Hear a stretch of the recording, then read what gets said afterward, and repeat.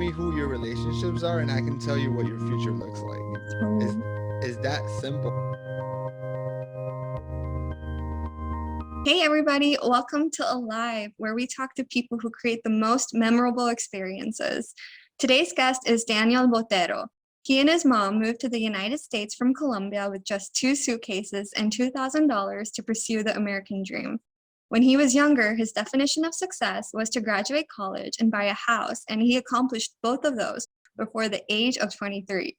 He went to Valencia's community college and eventually transferred to the University of Central Florida, where he was accepted to the professional selling program. Eventually, Daniel had multiple job offers a year before graduation. He ended up working with PepsiCo for 6 years, where he held 4 different roles and managed over $100 million in yearly sales. From selling lacrosse t-shirts in high school to starting different business ventures during college, Daniel is an entrepreneur by heart. From his own experiences and research, he found that 85% of students graduated without a job lined up.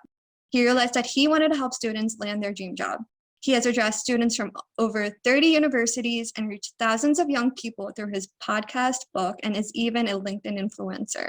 He co-founded Mastering College to Career with his wonderful wife, Jessica Botero, and is helping so many students from all over the world to land their dream job. Danielle, welcome to the show. Wow, thanks for having me. Did I write that? Or did you write that? I'm like, I haven't. It I sounds, wrote that. I did my research. wow, can I get it? Like, that's gonna be my new introduction moving forward. Yes, of course, of course. Um, so in today's show, I sort of wanted to talk about networking. And one thing you have often said is that relationships are the true currency of life. Can you kind of elaborate on what you mean by this? Yeah, absolutely. Here's the thing in the world that we currently live on today is that no one can do anything great by themselves, which means that you need relationships to accomplish any major goal.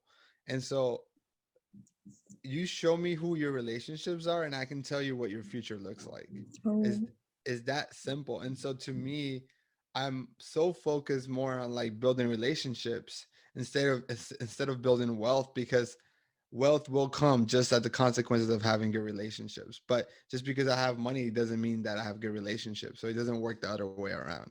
right, right. And I love that. And I think that's something that you teach students in your program.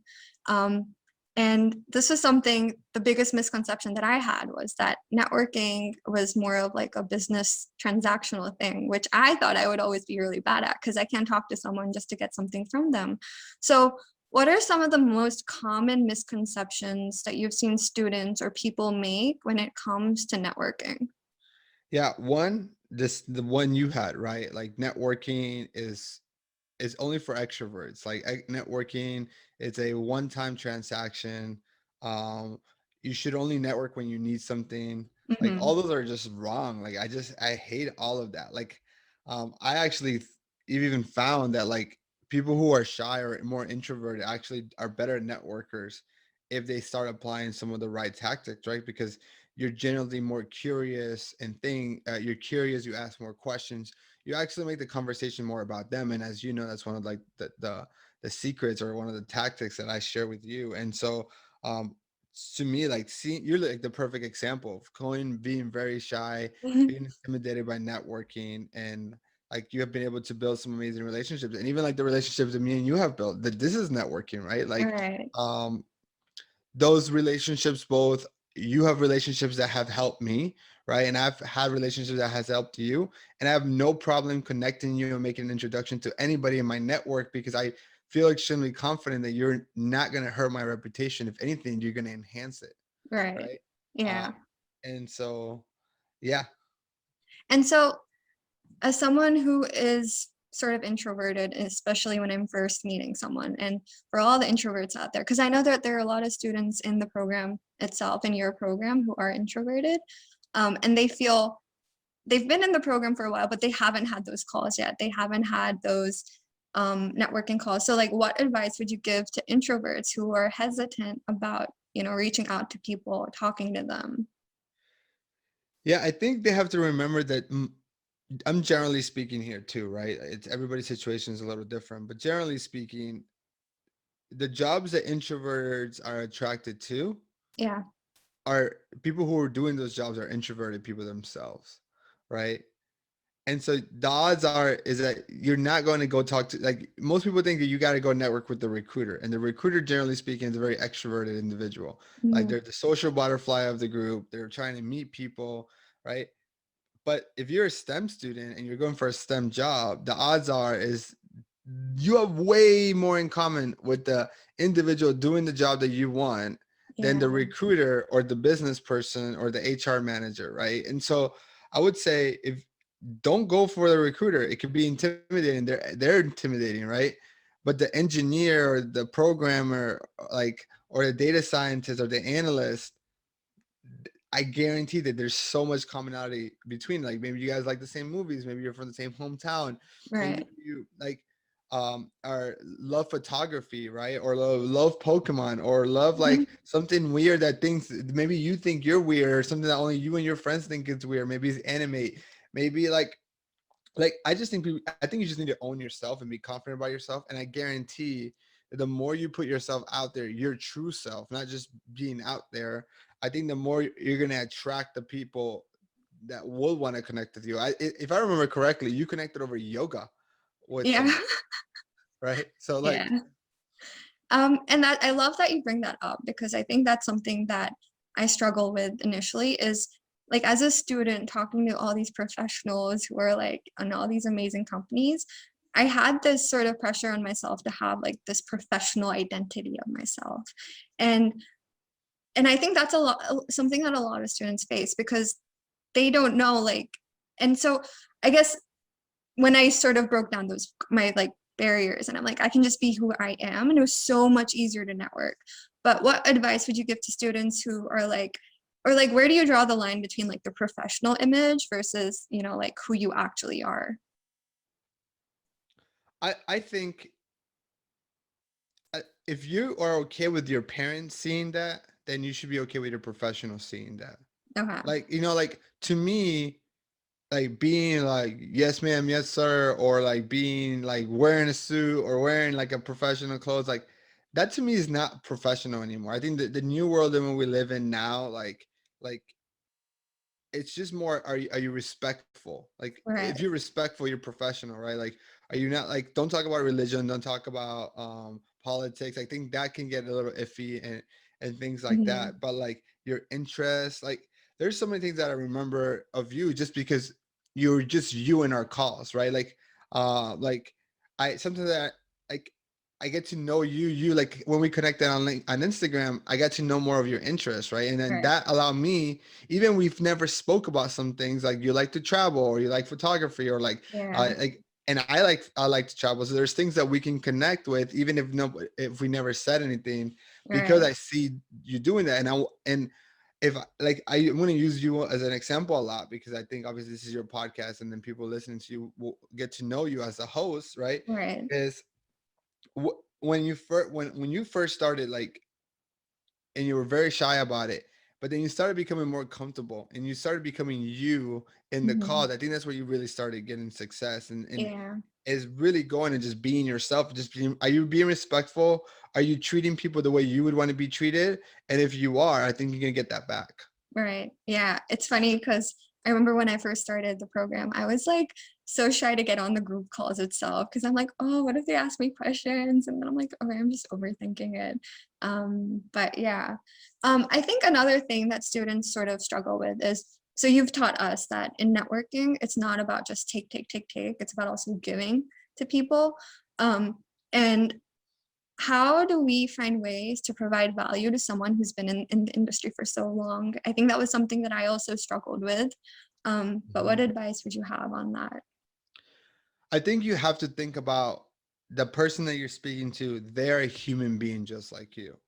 And because they're human, there are flaws and they're not perfect. And they might, from the outside looking in, have their career all look perfect in your eyes. But most of the time, if somebody's very, very successful in one area of their life, they've had to sacrifice other areas of their life, right? Yeah. Um, and so that could be health, that could be family, that could be friends, that could be hobbies. Like, and so I would challenge you to be like a detective, and Mhm. start to pick up clues all around every time you have a conversation, and say, what other areas of their life maybe that I can add value to. Maybe Yeah. you could be like the go-to person to recommend what Netflix show to watch next, right? Right. Maybe you could teach them how to use LinkedIn better, or TikTok, or Snapchat, or Facebook, or Instagram. Um, Maybe fashion, maybe fitness. Like it's just like the sky's the limit. And if you don't know, and if in the beginning you're gonna get better at this. Like this is a Yeah. skill. Like I remember, like me and you talking about where I would go to someone's LinkedIn profile and I would like make a profile and make 1,000 assumptions about a person, right? Yeah. And I literally just kind of like describe their life based on my assumptions. And obviously I've gotten better at that. And Right. I'm obviously could be completely wrong on the person, but at least when Yeah. I'm meeting them, I try to say, I think he's into photography, so let me just try it, right? Yeah. Um, but also ask, like, hey, Shubi, like this is an amazing conversation. Thank you so much for sharing about this. How can I add value to you? Right. Yeah. And I think a lot of times they're gonna say no, like, hey, I don't Yeah. know, there's really nothing you can do. And that's just the first wall. And you can and just know, because they say no right now doesn't mean that you can never add value. Um, I would, an easy thing to do is just to understand what they like, and if they like books, then Mhm. you send them a book. If they like movies, you recommend a movie, right? Or Right. another one, like we were talking about this, maybe you can't help them, but is there someone in their family or their network that you can help? Like Mhm. maybe they're very successful in their career and they have a daughter or a niece or a nephew that's starting out college and they Right. graduated a while ago. They don't remember what it's like to being a freshman, Yeah. but you do, right? Right. You're a lot more closer to that. So maybe you can't help them, but you can help somebody that they know, right? Or another one, say, look, I know that I might not be able to help you, but what's your favorite nonprofit? And I would Mhm. love to volunteer one day on your behalf. Right. Right? Like Yeah. I'll go take out I know you're busy. I'll go Yeah. volunteer, but just assume like if it was you. Right. Yeah. And I think like one of the things that I did learn was that it's like relationship building is like any other relationship. It's not like you're going to know what the person needs in the first interaction that you have. Yeah. It takes time. And that's why I think you always say that the earlier the better. And it makes so much sense to me because there was this one time that I messaged someone and they were like, oh, I don't have time for informational interviews, coffee chats. But I followed them and I understood like they were having a tough time or something. And I'm like, okay, hey, like I know you're going through something. This is a book that I read. It was by Tony Robbins. And Yeah. I'm like, you read it, it'll help you. And then they were just like amazed by that. And they were like, oh, and then we started having conversation because it was, like you say, humanizing the process, Yeah. which I think is very, very important. Yeah, I think Um, about this, and sorry to cut you off. I think that's about this like it's never that people don't have time. Like okay. people always say I'm busy, I don't have time. The reality is that you always have time for the things you care about. Yeah, So there's never a lack of time, is a lack of priority, right? And I understand, why would I be a priority to a stranger? right.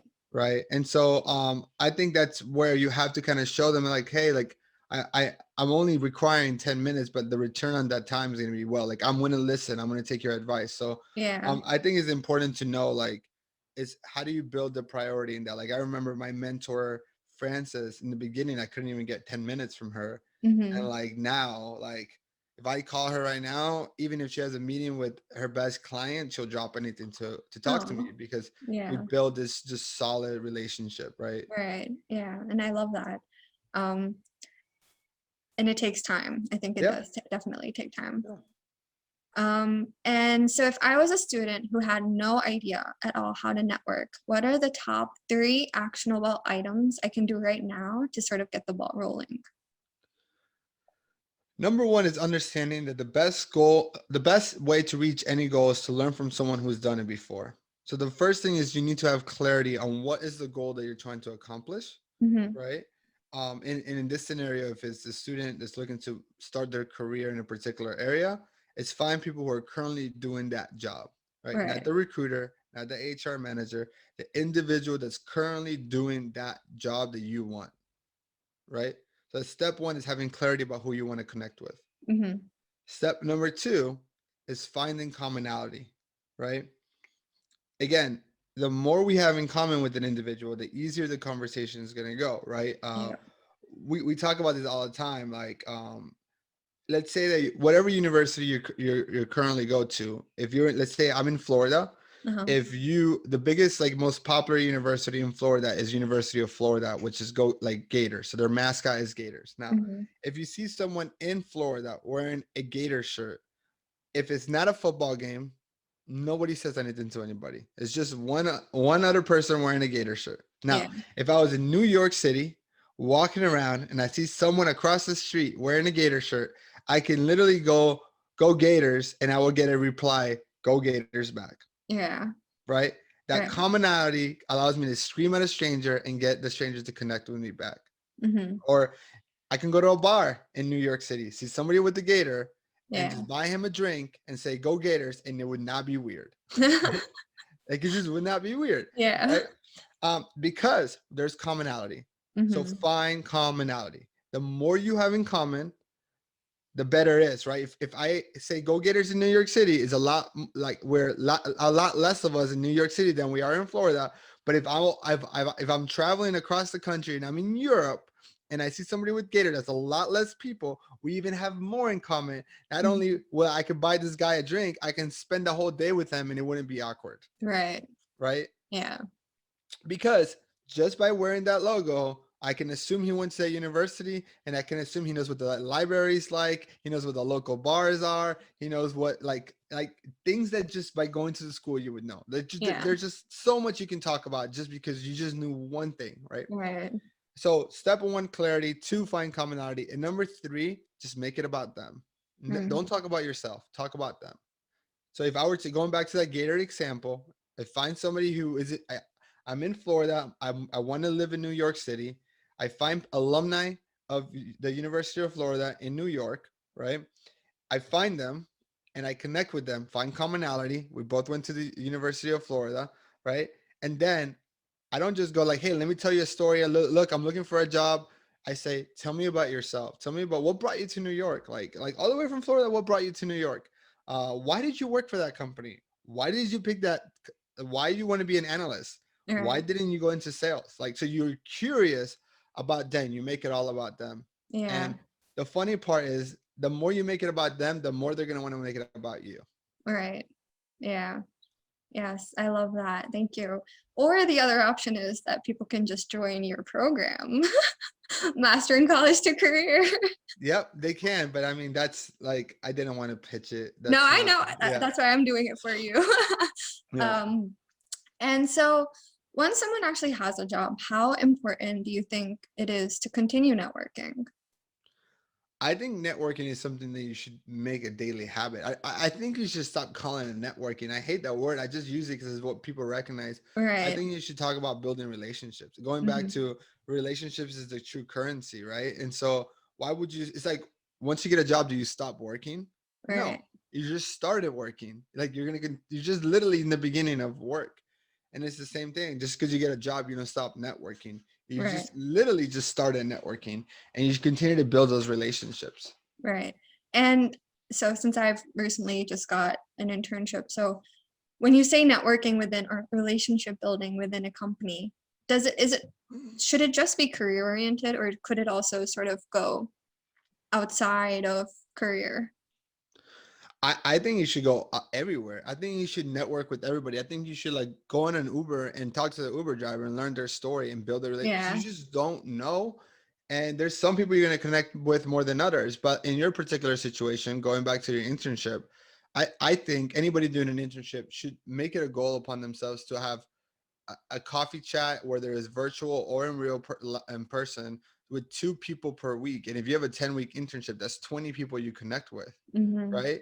And build and keep track of them. Create a spreadsheet or use an app or Yeah. whatever is easier for you, and just literally check up on them and find commonality. And a lot of commonality might be outside of work. It might be, we should go hot yoga together, or we should, Hmm. um if you like going on hikes, let's go hiking on the weekend. Or if you like drinking, let's go drinking happy hour on Friday. Or if you like a particular Netflix series, let's, like, Ben watch it together. Like, Yeah. like, I just think you find commonalities and you build up on that. Right, right. Yeah.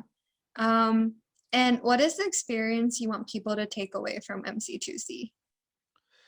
For me, I think MC2C to me is more than just getting a job, right? Like I think I start with that because if I give you everything that I want to help you accomplish, like it's overwhelming. Yeah. But to me, I want you to know like your first job out of college really does set the foundation for the rest of your professional career. It can either make it really easy to achieve your career goals or it's going to make it really hard. And Hmm. so what I want everybody that joins the program, it's not to only get the job. Like ultimately that's the deliverable, right? That's what we want you to do. That's essentially what you paid for to be part of the program.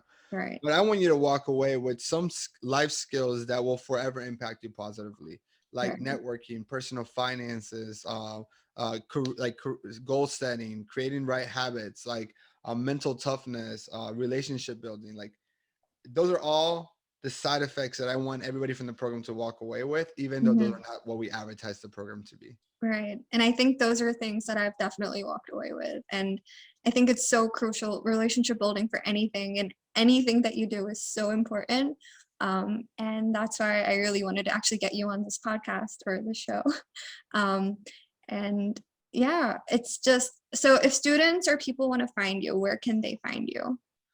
I think the best thing, like if you just want to connect and just you can just shoot me a text message. So like 321-221-5240. Yeah. Ask me questions if you want some career advice or anything like that. If you want to learn about the program, uh, just attend one of our calls. We'll in person like send you an invite. You can attend one of our calls so you can experience the program. And if Hmm. you think this is a good fit for you, if you like the community, if you like what you're getting, then we're just share with you what being part of the program looks like. And if you just want some, just follow me for advice, LinkedIn and podcast. So Yeah. mastering college to career, and the same place you're listening to this, you can listen to our podcast. Yeah. And thank you so much, Daniel, for coming here and talking to all of us. And guys, I can say Daniel is someone who genuinely really cares about his students. And I think that's what makes him different. And yeah, if you guys hit him up, if you guys have any questions. And thank you so much for watching the show, and we'll stay in touch.